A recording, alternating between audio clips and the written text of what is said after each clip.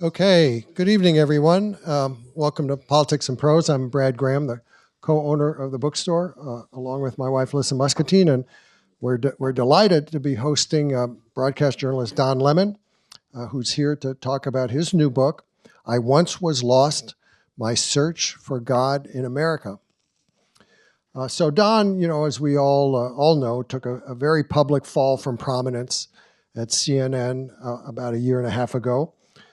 He'd been in broadcast news for 3 decades, ever since college. First as a weekend news anchor at a local affiliate in Birmingham, Alabama, then at stations in St. Louis and Philadelphia. His first big break came back in the early 2000s when he began working for NBC News in New York and then moved to Chicago for an NBC station there. And in 2006, Don joined CNN as a correspondent, and 8 years later, started anchoring evening shows, becoming one of the network's most visible personalities.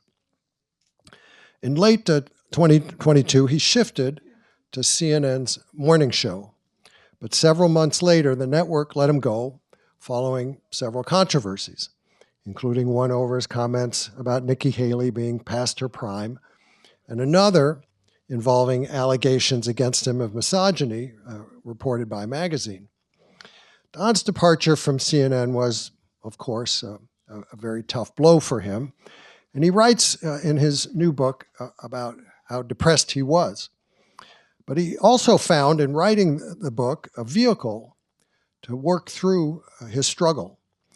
He had planned to do the book even before leaving CNN. Initially, it was to be a follow-on to his previous work three years ago called This Is the Fire, about race in America.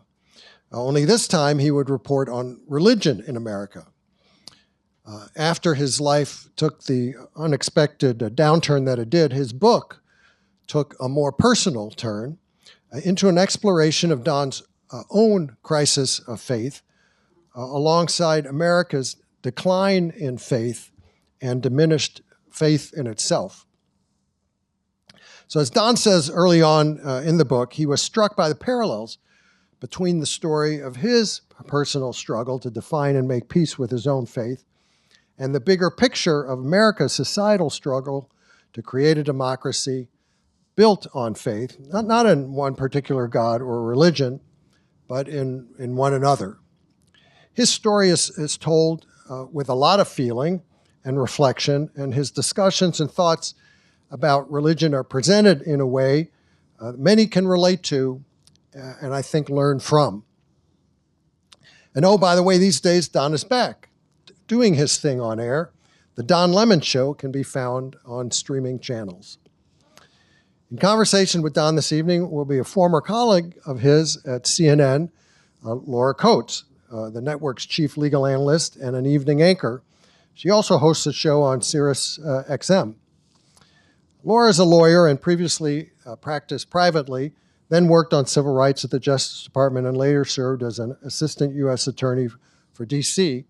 And her book, in early 2022, called Just Pursuit, chronicled her DOJ experiences and provided a first-hand account of injustice and ineptitude in the judicial system. So, ladies and gentlemen, please join me in welcoming Don Lemon and Laura Coates.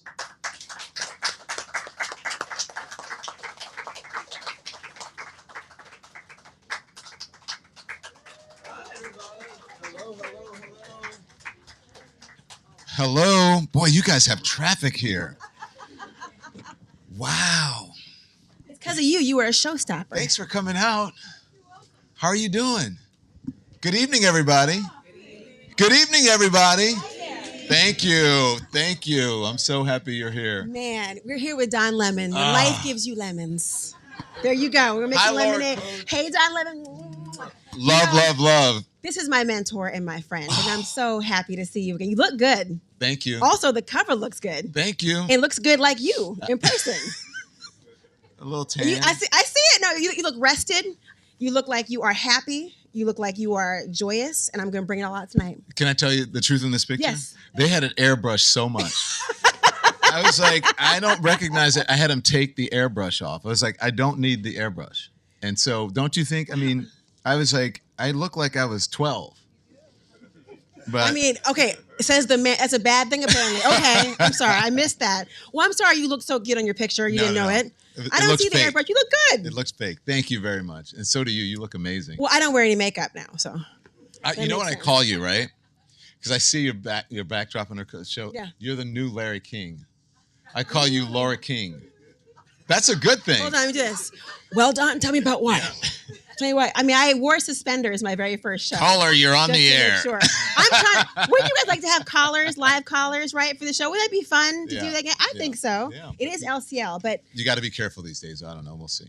You should. well, let's not. Well, hopefully, we'll be careful tonight. But I'm so glad that you're here. Thank you very much. And I tell you, of all of Don and I's come to Jesus moments we have had, all of our moments, I don't think I ever fully appreciated your faith and how much it guided you in your life until I read this book. I mean, it is unbelievable. It really is. And I cannot wait for you all to read it in full. Or if you haven't had a chance to, you're going to be blown away by this book because Don, and I've tabbed it up. I was enthralled every single page. But what struck me immediately was how willing to be vulnerable you really were. Because I think people see you and they feel like they know you because of just the frequency of that face. And yet you actually want people to understand you. Yeah. That's a choice. Yeah. I tell my story, and I believe, thank you for that, by the way. I tell my story, and I believe America's story through religion, faith, and God, right?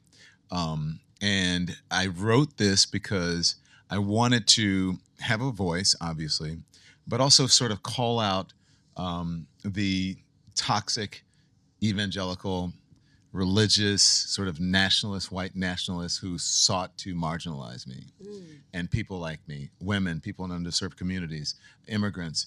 And it had become so toxic in our politics. And I think the best way to do that is you have to, in order for people to connect, you have to give a piece of yourself. So I needed to tell my story in order to tell other people's story. So that's why, right? So I had to lean in. It hurt. I mean, when I read it, I was like, do I want to do all of this? And there were some things that I took out, but not really personal things. The things that I took out, I'll let you ask questions. The things that I took out were mostly some things to protect you guys, my former colleagues, my friends who I loved. And I was like, I don't want to put that in there. I don't want people, they've gone through a lot and I'm doing great. So.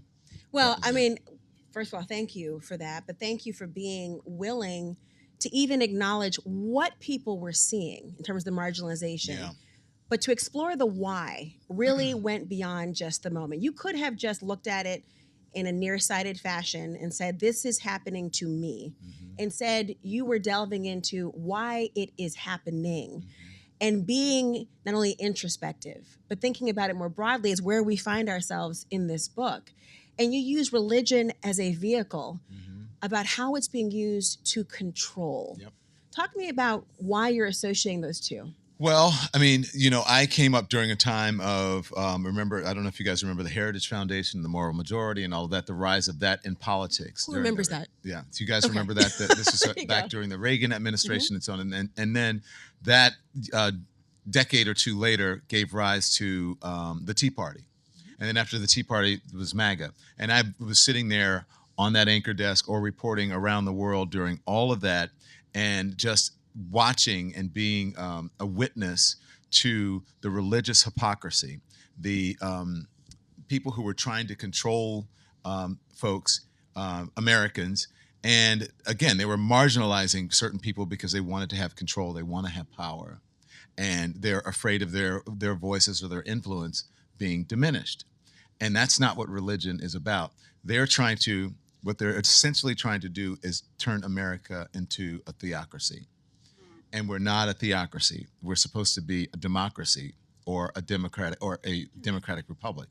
And I thought that we would lose that they were actually pushing us away from democracy and away from what God actually is. And so I said, I've got to write this.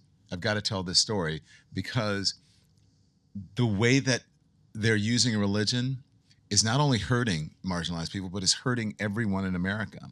And it is the antithesis of what we're supposed to be. It is the reason that we're no longer in England, that we're not a monarchy. We're supposed to have religious freedom, and we're supposed to have a separation of church and state. They have not only blurred that line, they're seeking to erase that line. There's a part in your book when you talk about religion and those and you're not critical of religion as a whole. I'm a believer. Yes, exactly. Yeah. Just to be clear, you're talking about, I think you say quite explicitly, Christianity is not the problem, religion is not, but hypocrisy is the problem.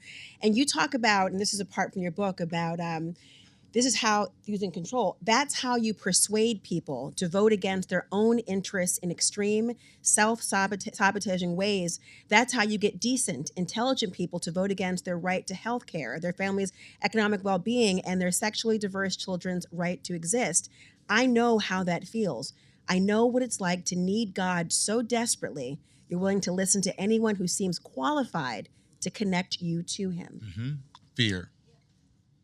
Fear is the tool that they use, not only the folks who are in the religious community. Mostly I talk about evangelicals a lot because I think there's a lot of, not all evangelicals, obviously, but I think for the most part, the folks who are pushing a certain political agenda through their religion, through evangelicalism. So well, it's cherry picking portions of what serves people. Yes. It's cherry picking portions of what serves people, but it's also they're doing the same thing in politics. Our politicians have learned a lesson from the religious folks, right, who cherry pick things, and they've learned a lesson on fear mongering, right? So you teach people to be afraid by saying, this person's taking your job. You should have had that. This person is invading your neighborhood. This person is eating your cats.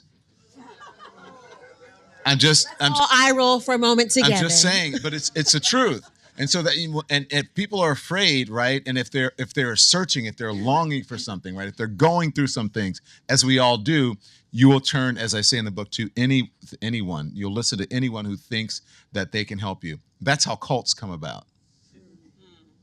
And some people are in a political cult right now, and they don't realize it.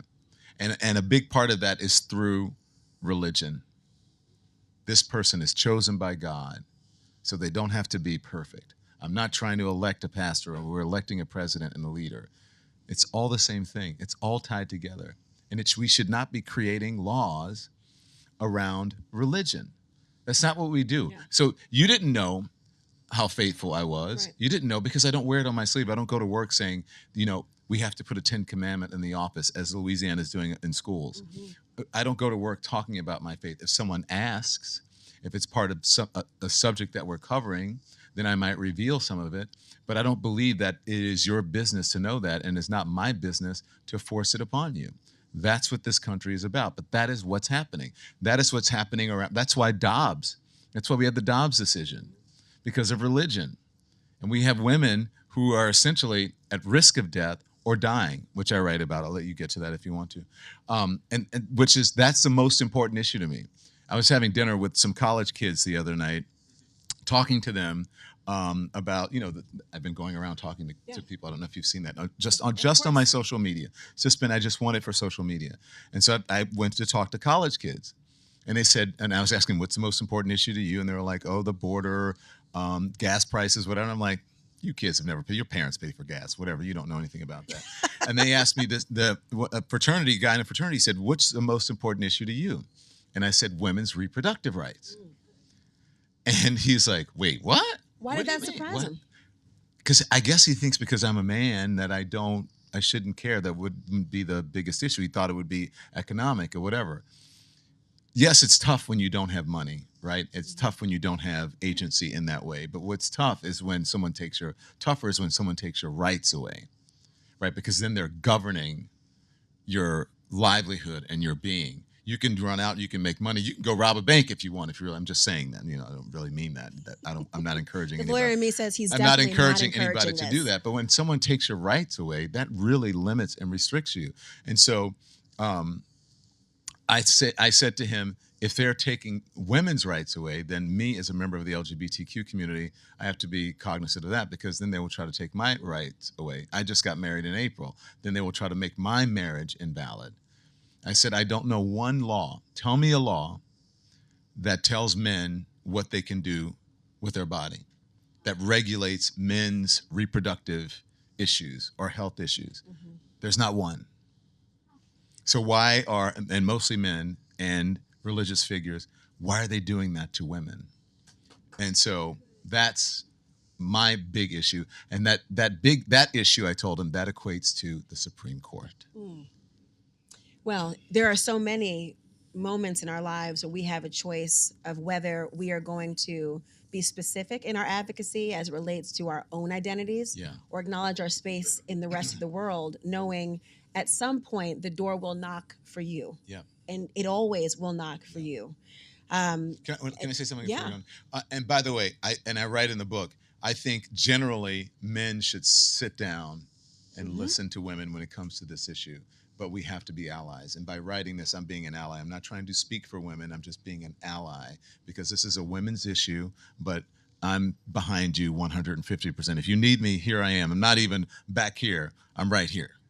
You know what I mean? Yeah. So that's it. Sorry, what I know about you, that's always been true in terms of where you stand. And, you talk about this very notion, and you use the term untenable pregnancy. You caution against buzzwords, even though the word abortion or reproductive rights as an umbrella term is what is floated about.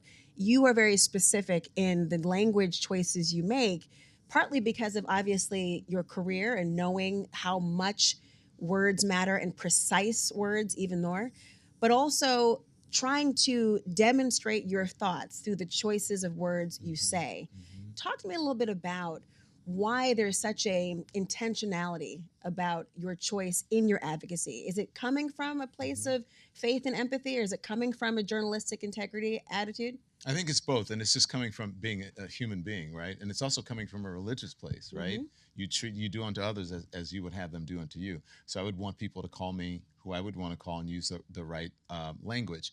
But I think that the language, I think it's intentional because the folks who try to demonize all kinds of groups, the folks who try to restrict people, they use certain language. Mm-hmm. Do you remember The Silent Scream? I don't know if you guys remember The Silent Scream. It was a movie that the sort of moral majority came about, and they produced during the Reagan era when they were trying to, overturn or whatever, say that abortion was wrong. And they were saying that if they showed images of a fetus in the womb and saying the fetus was in pain and it was crying. Look at this. It was BS. It was bullshit. I can say that in the bookstore. It was all propaganda. You can say it on And cable. so they use images and language intentionally. Like when people say illegal aliens, well, that's, it's not, people are not aliens. When people say, abortion or right to life, or I'm pro-life or whatever, everybody's pro-life, right? Everybody's pro-life. So I think it's intentional. When I either say an unintended pregnancy or an untenable pregnancy. Mm-hmm. But that's not what reproductive rights, that's not the limit of reproductive rights, as you know. And then there's a story, should I go on and talk about it? There's a story that I write about, and I would like to read part of it just in a bit after Laura's finished. I write about my friend who had a pregnancy, and she was in, I think, a second or third trimester. I can't remember in the book, but she was far along, and she went in. She was at risk of sepsis and of dying and bleeding out, and she couldn't get it done because it would have been a late term, what they call a late term abortion, and she almost died. And so she said, this was years ago. She said, so I decided that after that she said, I was a Republican. I became an independent. I never went back to church, and I also decided that I would never vote with someone or a party that fought against women's rights. Read from it. Do you want me to do it? I would love that. All right. We want to hear all your voice. We're putting the glasses on. Uh-oh. Well, because I can't see. That's how you know I'm old. Don, those glasses are fake. He's just trying to be cute. All right, you want to look at it? I'll look through this way. All right, they're real. Okay, I can see it. Let's see. So I talk about the silent scream. This was pre-Roe v. Wade. Abortion rights activists kept the focus on women maimed and killed in back alleys. So I go on that. Okay. So as I was researching this book, I talked to a friend, I was talking to a friend, and by the way, I had no idea that this had happened to her. Two things that had happened to her. So I was just talking to her. I said, "I want you to tell me about women's reproductive rights and how you feel about that." And so she tells me this story. She says, in the late 1980s, I write this, but this is her story. In the late 1980s, Fiona and her husband were happily expecting their second child. She was well into the second trimester when things took a tragic turn. We couldn't afford an ultrasound, so we didn't know anything was wrong until my water broke and I went into labor. They said the fetus had developed in a way that was incompatible with life. And I was like, what does that even mean? Basically, the organs were growing outside of its body. My husband was crying. I was in a lot of pain and scared shitless, at risk of sepsis, and no one was helping me.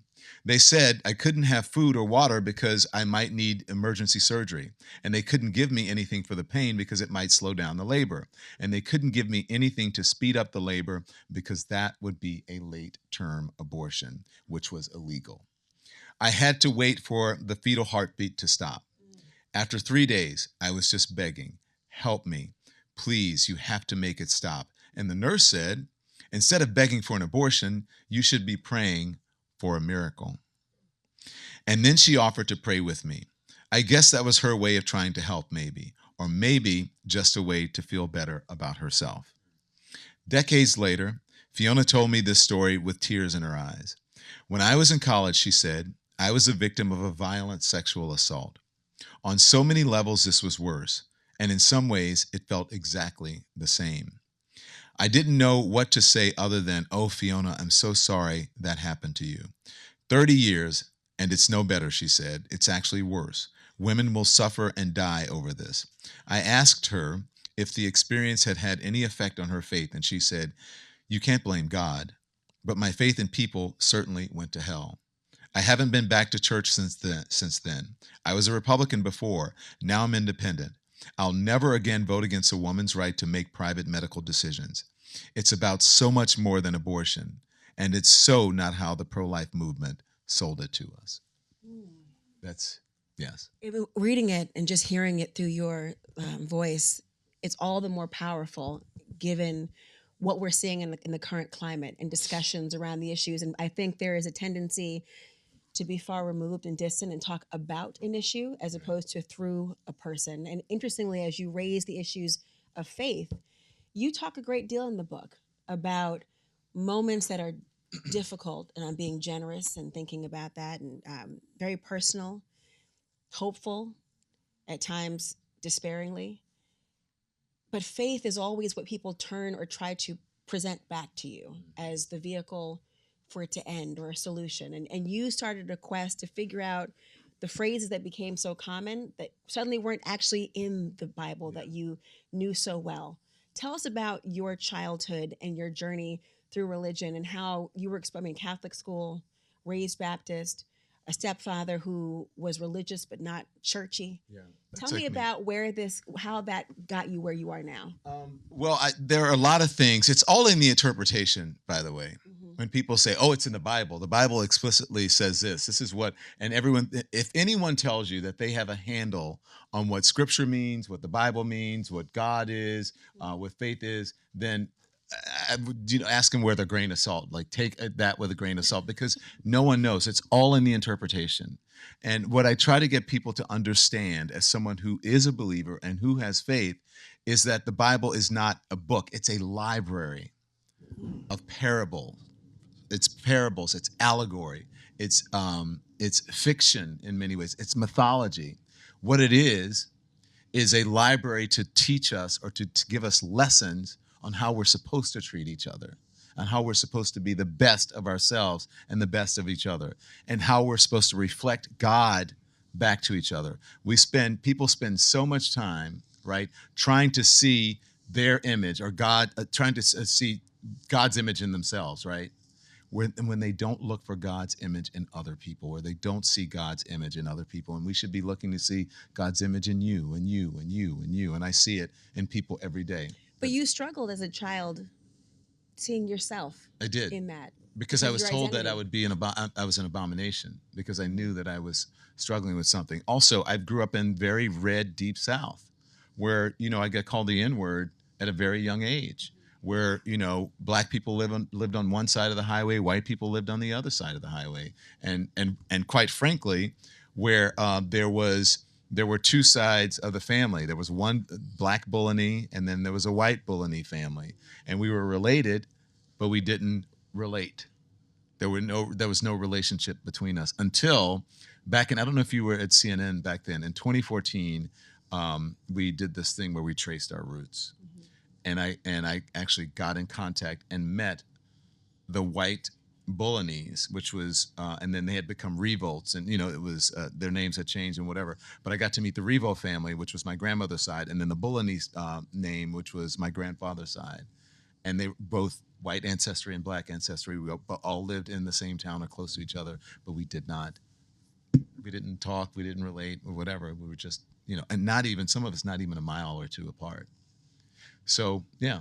By design or by default? Both. I think it was by design and by default. It was by design from the white side, right? They didn't relate to us, right? We were sort of a secret. And it was by default for us because that's how we were placed, right? Like, you know, when people when African Americans were sort of put in ghettos, so to speak, right? And redlined or whatever, that was by default for us. But all of that too, so I say it's all in the interpretation, because people, as you know, I don't have to tell you this, it's obvious. People use scripture to enslave us. And I write about, there were slave Bibles where there were certain chapters and parts of the Bible that were left out for the slaves so that they wouldn't be informed, right? And that's if they read. First of all, we weren't taught to read. But in the Bible, they wanted us or slaves, I should say, to be religious because of the control aspect of it. But they didn't want us to know the part where it said, you know, pretty much all men are created equal, right? The Bible doesn't, that's our Constitution says that, or the preamble, whatever. But still, they didn't want slaves to know that part. So it's all in the interpretation. The same thing with when people say, well, Leviticus says this and whatever, it's all in the interpretation. And the language that was used then is not, you know, exactly, it's not a direct correlation to what language that's happening now. That's in the vernacular, as we say. So, you know, I want people to realize, like, it's not a book of facts and laws. It's just supposed to be lessons for us to be better and do better and to see God in ourselves and other people. That's really, at the end of the day, what it is. And many might bristle and say, well, that's your interpretation, which is by design, right? Yeah. There are many who would say, right, no, it's not fiction. It's not a library. It's a truth. But that's where the disconnect can happen if that is imposed on you, right, as you trying to impose that. Right. You had a really interesting... But Laura, the difference is, as you were talking about being imposed, but I'm not imposing that on anyone right. else, right? I'm not judging you because of that. I'm not telling you that you have to be a certain way or that you can't do a certain thing, that you're restricted, that you're less than, that God is judging you, or that you're an abomination. Right. That's the difference. You're right. Imposing. That's the whole difference. You know, you had a really interesting description of Joseph in this book. I had to say, I don't know if I want to spoil it for people or have you read, but there was I was reading it and going, it reminded me of a time I saw someone talking about right around the time when IVF was more prominently in the news as now the next iteration of reproductive rights restrictions. Yeah. And they were talking about religion as part of the reason why they were criticizing it. And the guest said, well, you do know, to another guest, you do know the story of Mary that is technically a story of in vitro fertilization of sorts. The person's head almost came off in the time. And I had to sit back and just sort of smile as I watched to see it unfold, because it was literally two trains coming at each other, both equally charged and powerful, believing that they had the right towards due north. Yeah. And unable to reconcile in that moment. You want to share what you thought about? They ended up in Bethlehem, but they had to leave town. So here's the thing, though. First of all, I just want to tell you that there are stories that are very similar to the Christian belief in Christ and Jesus or whatever. There are stories from different religions that are very similar that happened centuries before the birth of Jesus and all of those things. Okay, so I choose to believe. I choose to have that belief. That's what I grew up with. That's what I choose to believe, and that's my personal thing. So how do I say this? Maybe you should leave a cliffhanger. Because now they really want to. I'll leave a cliffhanger. Okay, so in the book, I explain how Mary and Joseph got together and got to where they were, and they left town, and Jesus was born in a manger, right, in Bethlehem, and all of that. So I won't spoil it for you, but I think it makes you think that just Joseph being a good person was not good enough, that they had to create mythology around it in order to, I'll let you read it. You relate to yourself, but again, you had to read this You have part. to read it. It's a really interesting part of it. I want to delve into deeper about the way in which faith has not just been an intellectual endeavor in some respects, but it's also been, particularly in moments of your life, that you have had dark times, moments when you have had to endure and you've had to question God. You've had to question your relationship with God. You begin the book in a very powerful letter from a little brother to your sister, your late sister who passed away. And I'm not sure you have a soul if you don't find yourself almost reeling during that in such a beautiful way. But you're questioning a lot. You're questioning your place in the world, Don. And so many people know you as somebody who's sure-footed in your ability to examine, observe, and relay the world. Talk to me about this battle that you've had, questioning God, questioning your faith. Well, there were two reasons I said I wrote the book for the political purposes, the hypocrisy in that, but also in 2018, my sister died suddenly in an accidental drowning, right? Unexpectedly in an accidental drowning. And I was at work when it happened. And it was one of the, if not the worst, one of the worst moments in my life. I think it is because it's an adult. When my dad died, I was a child, and it was tragic, but it didn't affect me in the way that my sister, who I had grown up with, it was just three of us for the most part, for, my mom, me, and my two sisters. And we were tight. I mean, we're still tight. It's three of us now, but it was four of us, I should say. So my sister died, and I had a crisis of faith, and I started, why would God take my sister? Mm-hmm. Like, why would a benevolent, caring God do that and take her with her kids and her grandkids and her loving husband, and for a parent to lose their child is like the worst feeling. I thought my mom was going to, just lose her mind. And so I started questioning faith around then. And so then when that happened, and the whole MAGA thing was happening, and then when, the Dobbs decision in 2022, that's when I said I have to write this book. So I started writing this book. This was before I had any idea about, CNN, and I was going to get the boot and get kicked to the curb or whatever. I started writing this book then.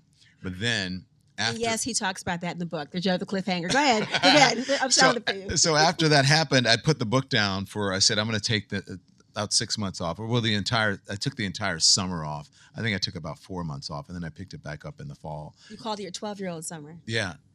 A summer of a 12-year-old. Did I say 12 or 11? A 12-year-old. And I mean, I had fun.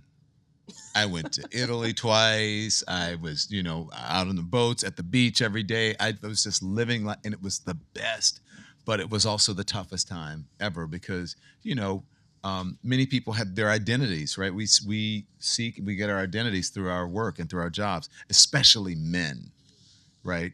And so it threw me for a bit, but I knew that I was going to be okay. But I was also, I think, aware enough, because I had suffered from depression before. Like, I think I've had a low-grade depression for much of my life because of who I am, because of my journey as an LGBTQ person, and also because of racism as well. And I think because it has a cumulative effect. And so I knew, I was like, things started to feel dull a little bit. Even though I was like out having a great time, you can be out and doing all these things and not really getting the true enjoyment that you should be getting from them. So my therapist was like, why don't you get on antidepressants? And I'm like, I don't want to do that. I'm good. I'm praying, I'm meditating, I'm doing whatever. And things started to still feel dull and whatever. And I didn't have the same energy and oomph that I usually have, right? And then I said, okay, I'll do it. I'll try it. We put me on antidepressants, and then I was like, woo, Don again, dancing around the house, listening to the soul music, listening to the OJs. Backstabbers? Frankie Beverly and May. Oh, rest in peace. Right. May rest in peace. May he rest in peace. And so that helped. But what I realized was, my therapist said this. He goes, because we talk about faith in therapy. And he said, Don, the Lord helps those who help themselves. And I said, damn, you're right. Okay, I'll take it. And so I did that. But anyway, that was my crisis in faith. And I think this book really helps people to understand that you can have a crisis. You're supposed to question everything. It's okay. You don't have to feel like that it's blasphemy to wonder, is there a God? Are those things that I was taught as a child, is it real? Is Jesus, that's not blasphemy. You're supposed to question everything. And so but the thing is, at the end of the day, when it says my search for God in America, I won't tell you how I did, but I found God again. So, and I went through all that questioning, and my faith is even stronger now that I question. And with an analytical and a critical mind, I came to a conclusion at this point that God is real, and that Jesus is my Savior. And so I won't tell you how I did it, but I know when I tell people I question whether you exist, I see people going, "Oh, you're not supposed to do that," but I did. Well, it's interesting because it's counterintuitive to think about somebody who is known for pointed, exploratory questions to understand something, would feel conflicted about doing that in the most personal spaces. I know It's hard, Laura. It's difficult. I want you to read a portion of something though. I want you to turn your book to page 183. Turn your books to 183 because 183. 183. Hold on. When I read this part, it's from the Bishop Jakes portion of it. Yes. Is that getting too much away for you? No. Okay. I'd love for you to, because you're from the bottom of 182 and that paragraph, launching my media company. 182, the bottom thing, from there all the way through the 183. Yes. Okay. I want it to be a dramatic reading. Go. Launching my media company. Okay. Oh, by the way, this I struggle with this. Okay. Launching my media company with a show on X, which was Twitter, would free me to say whatever I wanted to say whenever I wanted to say it. I could bring in any guest I wanted, engage in difficult conversations, ruffle feathers, and provoke thought. But the toxicity, the racism, the random trolling, how could I invite all of that back into my life? I say that because I had limited my exposure to social media, but mainly to Twitter and X. I'll go deeper than that, said Bishop Jakes. And I was listening to Bishop Jakes, right? I was making a decision about what to do with the next step in my life. It was time. And so I was listening to a sermon from Bishop Jakes, who is my mentor in my head. Right. I listened to him the way that my grandmother listened to C.L. Franklin. Right. She used to listen to him on the record player, and I listened to him in AirPods. So I'll go deeper than that, said Bishop Jakes. What used to hurt me don't hurt me no more.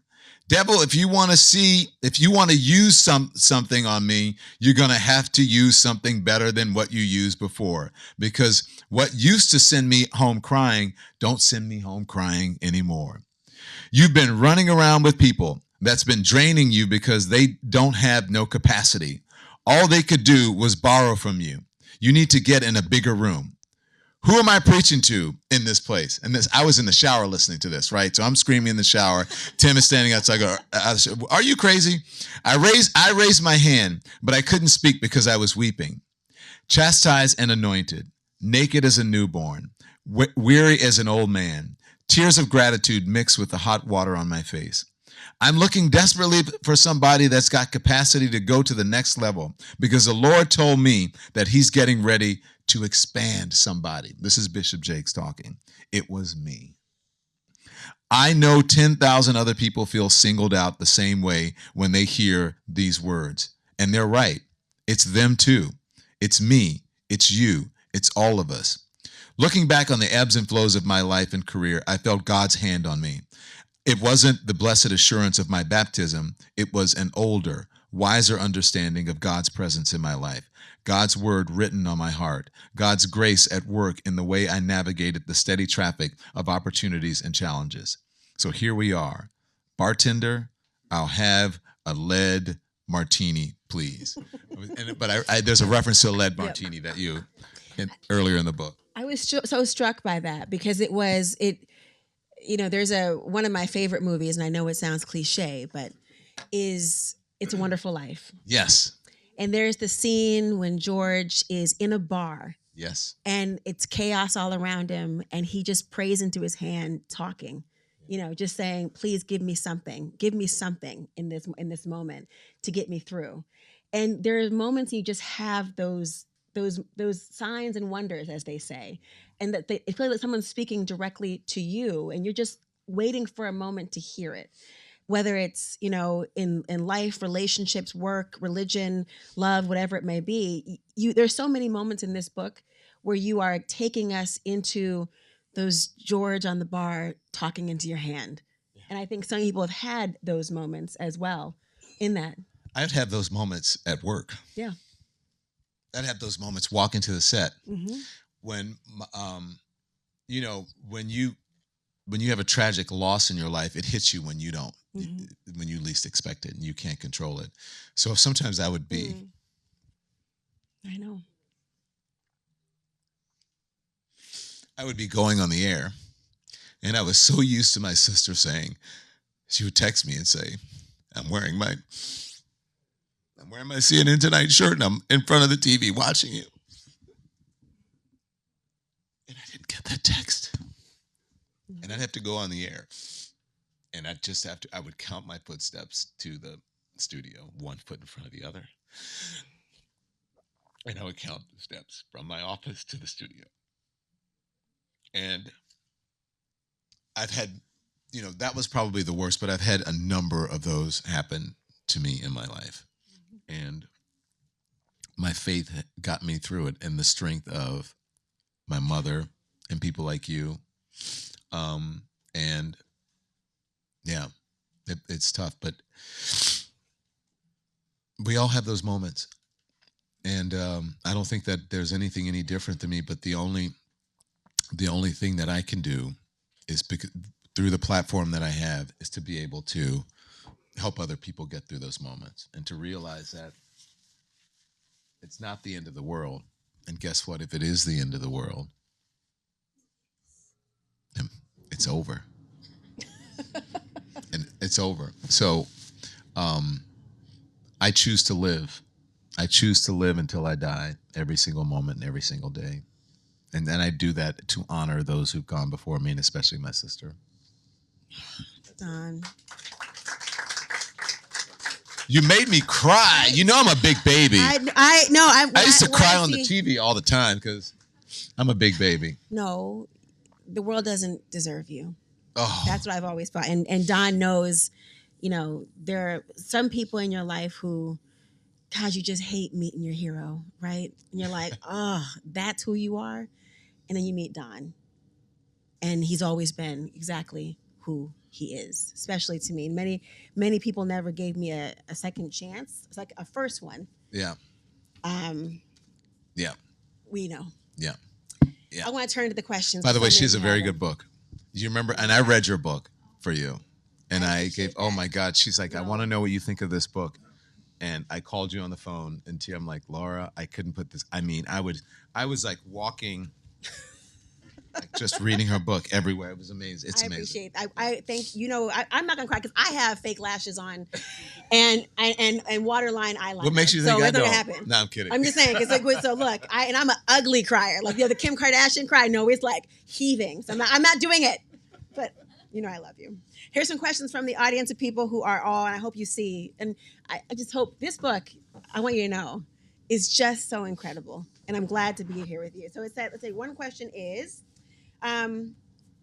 In a world of conflict and chaos, what motivated, inspired, or gave you the courage to be your authentic self despite possible conflict or consequence? Signed, a Louisiana girl. All right. Well, who's from Louisiana in here? There we go. So I felt like I had. Thank you. What's your name? Rochelle. Nice to meet you. I don't. I felt like I don't have a choice because I feel like I owe it to the people who came before me. And that is one reason why I have such a big mouth and I get in trouble, because I was always taught to stand up for myself and to stand up for other people and to always to be true to what you believe in.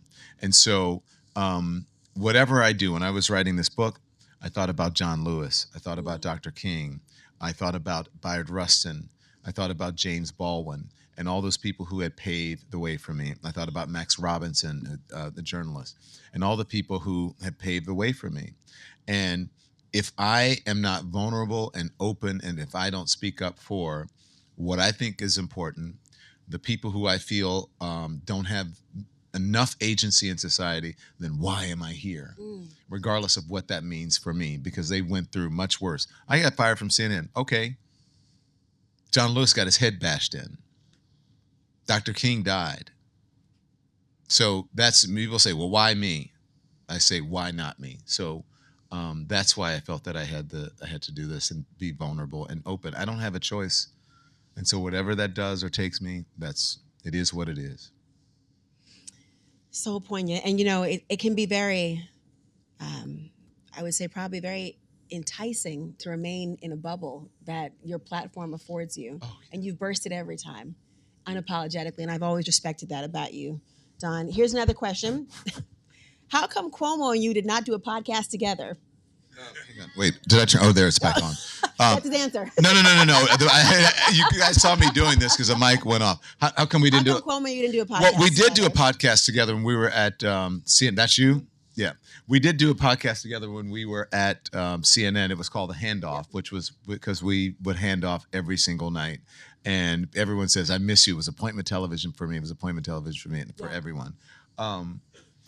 There were, honestly, and I don't want to reveal too much because, contractually, but there are certain things that you haven't seen me in certain places, and there are certain reasons why I'm doing what I'm doing because I'm still under contract. So I can't.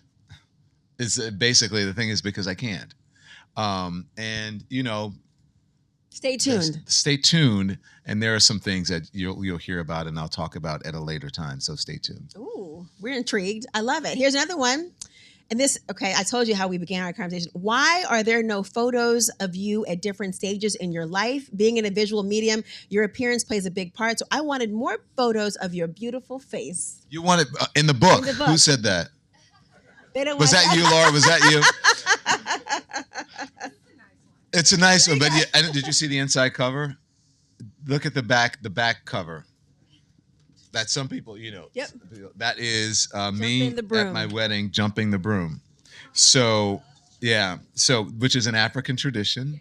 And so we had an Irish blessing from Tim's family, Tim's sister. And then at the end, the U.S. ambassador to the UN, Linda Thomas Greenfield, married us. And we wanted to get married in a church. And we did. And we jumped the broom at the end. And both of us almost slipped because the floor was slippery shoes. First day we were wearing the shoes. And the aisle was slanted. And so we were like, whoa, that would have been bad. That would have been bad luck, I think. I don't know. Or an omen. I have no idea. But we both did not fall down. Well, in your book, you talk about falling in a church, falling off of a lap. That's how it starts. Right. And so the idea that story you're telling us is really full circle. Yes. What I said, I first came in, I forget, with the Holy Ghost. Well, my first brush with the Holy Ghost was sitting in church at 3 years old on my grandmother's lap. She got the Spirit and dropped me on the floor. And I hit the ground and started crying, and my sisters rushed over, and thus began my journey with the women in my life who supported me, mainly Black women who supported me as a child, my entire life growing up, and then women of all ethnicities and stripes as I got older. And so that's where the book starts. But my next book, I'll do more pictures.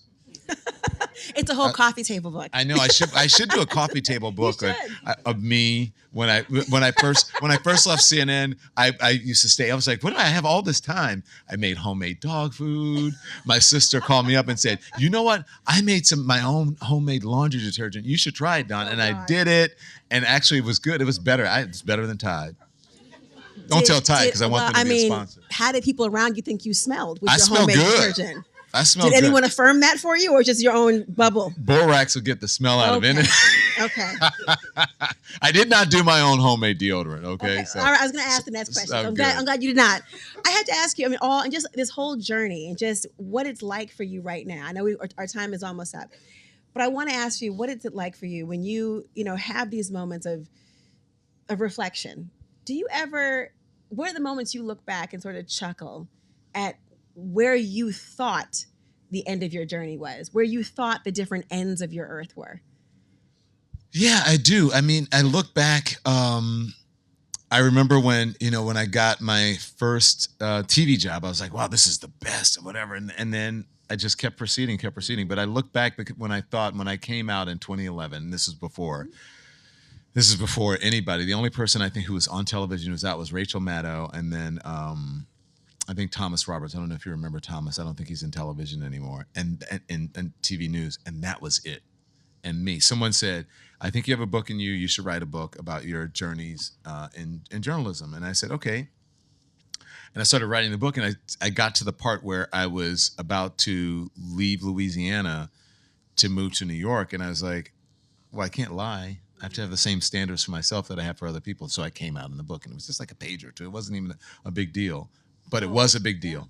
But I labored over it because I thought that I would lose my career, that people would judge me. And again, you still have that internalized thing, right, that you grew up with, that it was against God and all that stuff. And then once I did that, the autonomy that I got, and people were like, you're brave. There were a lot of critics, but there were more people who supported me.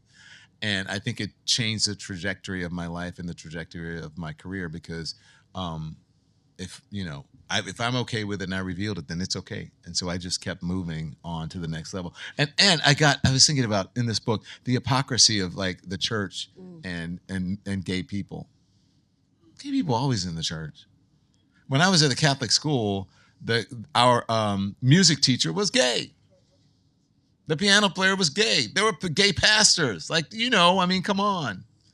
Let's get real. I mean, we may want things to be a certain way because the society tells us that, but we have to, be realistic about the way things are and meet people where they are. And we should be accepting of all people.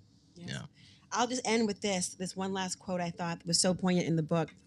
And it spoke to me in volumes, and I think for so many people, it will as well. When you talk about, well, maybe I'll have you read it, page 131. Oh my gosh. Put your glasses back on. Put the fake frame glasses on. You can read it. Because I would, but I like Don's voice. What is it, 130? Mine has a more high-pitched nasal tone, which I support, but I like you. Which page? 131. 131, where? It's the very last paragraph, my friend. I was trying to choose? Yep. Okay. Let's see what I was talking about here. It doesn't even matter. Okay, all right. Because I want to I don't want the cliffhanger. Go ahead. Okay, here we go. So I was trying to choose my battles carefully. This one didn't leave me much choice. The outpouring of support on social media was affirming, but it's dangerous to buy into that. If you buy into the high fives, you're vulnerable to the slapdowns. Oh, I know what I was doing. Mm-hmm. I invoked Rudyard Kipling here. If you can meet with triumph and disaster and treat those two imposters just the same, ... I believe that uncomfortable conversations can be animated, passionate, and respectful all at the same time. In my personal life and on the air, I try to foster relationships with people who don't look like me, who don't think like me, who come from different backgrounds. It's our responsibility as human beings to give people grace in such conversations, to make room for mistakes and help each other pass the inevitable foot and mouth moments. An awkward moment or a misspoken word shouldn't end someone. It should be the beginning of an understanding, the next step in our continuing evolution. Do you want me to go on? There's a cost. Okay. At the same time, it's my responsibility as a journalist to hold people accountable. Giving equal time to lies and muzzling your own voice is not the same thing as widening the aperture. Quote, you know what that is, right? If the objective is to give everyone a voice, then every one of us has a responsibility to make sure our voice is heard, recognizing that not everyone is going to like it. There's a cost for standing on principle. The book is so poignant. I so loved it. And I really Thank you. appreciate all that you do. And thank you for standing on principle in all the instances. Thank you for standing on business Thank and you. principle. See, I thought the mics went out. Did your mic go out? Could you hear her? Is it a debate? Are No. muted mics? Do you muted mics again? Uh-oh. Sorry. They're eating dogs and cats. Oh, God. That's where we're going to end it. Don Lemon, my friend, I am so proud of you. I appreciate it. Thank you. Thank you. Thank you. Love you. Thank you. Love you. too. Love you.